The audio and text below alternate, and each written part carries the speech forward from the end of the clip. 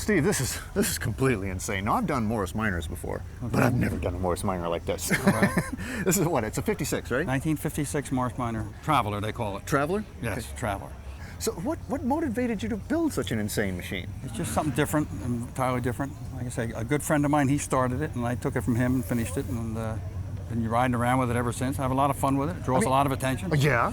I mean, it's crazy. Is it streetable at all? It is very streetable, yes. I drive it often on the street at home, and draws a lot of attention. So I mean, it's packing a real punch here. It can't be sitting on a Morris Minor frame. No, it's not. It's all made by Art Morrison. Oh, wow. The whole frame set up on it. And you had to redo the wood, I imagine?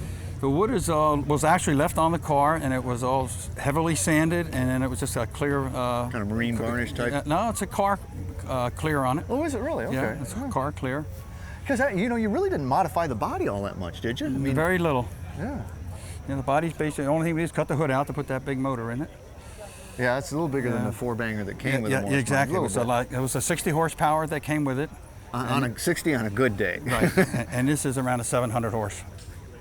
Just, you know, factor 10 or so, you know. Yeah, it's there. You know, I actually can't believe how much space you eked out of this baby. Yeah, it's a very comfortable car. And you got the seats moved back. The seat back, it took the back seat out completely, and then moved these bucket seats back as far as you could get them. And there's plenty of leg room. Yeah.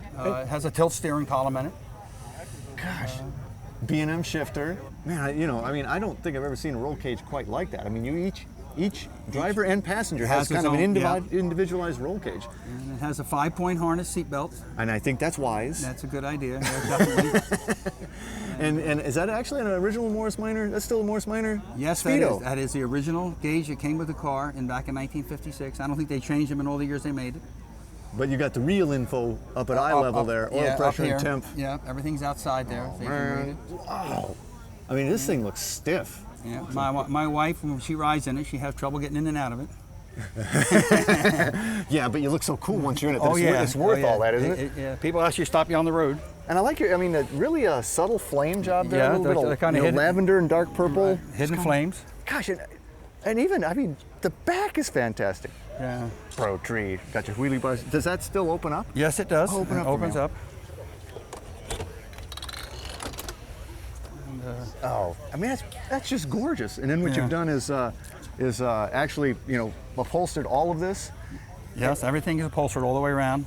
The thing is so insanely tubbed, though. I mean, it is. It's tubbed. When you look underneath, it's like, is there even room for a differential back there? There is about a 6-inch axle under there on each side. That's about all. like that? Yeah, about that long. That's all that is.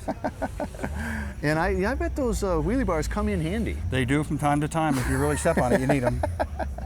Man, I mean, it's a great piece of work.